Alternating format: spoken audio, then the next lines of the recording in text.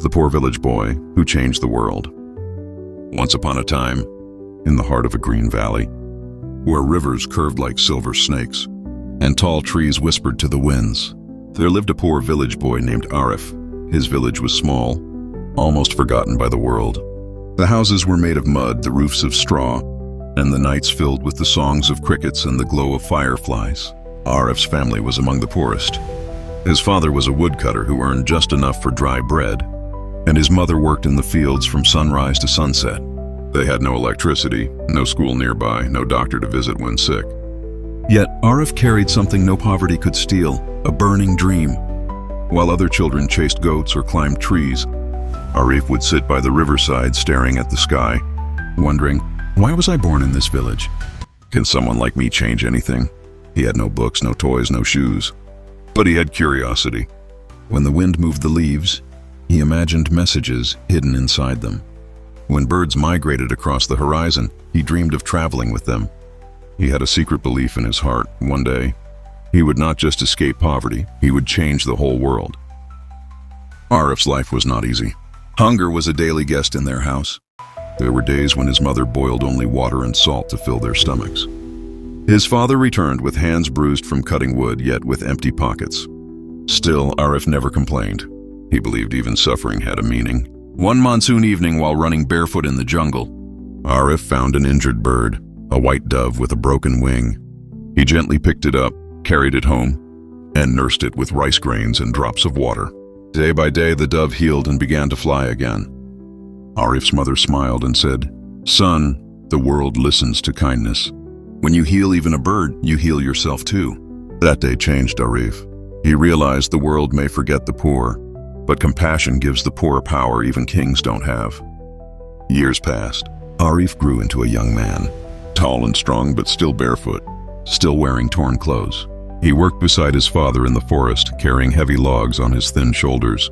But in his eyes, the fire of dreams kept burning. One day, a traveler from the city came to their village. He wore a fine suit, carried books, and spoke words Arif had never heard before. Curious, Arif asked him questions about the world beyond the mountains. The traveler laughed. "Boy, people from villages like yours never change the world. Stay here, cut wood, and accept your fate." Those words hit Arif like arrows. That night, as he lay under the stars, he whispered, "One day I will prove you wrong. I will not only change my fate, I will change the world." Arif began to teach himself with whatever he could find. He picked up torn papers travelers left behind. He carved letters on tree bark. He learned numbers by counting stones and sticks. Slowly, he built knowledge from nothing. Soon, people noticed he was different. Children of the village gathered around him to hear stories he made from stars and rivers. He spoke of hope, of courage, of a future where no child would go hungry. But the elders mocked him. "Dreams don't fill empty stomachs," they said. "The world will never care for a poor village boy." Yet Arif kept going. One fateful day, a terrible drought struck the valley. Crops died, animals starved, and people began leaving the village. Arif refused to leave. He believed there was a way to save his people. He studied the river's flow, dug small canals, and created a water path that reached the thirsty fields. With the help of children and women, he turned the dry land green again. For the first time, the village survived a disaster because of him. The same elders who once mocked him now said, "This boy carries light in his heart." News of his work spread to nearby towns, then to the cities, and finally across seas.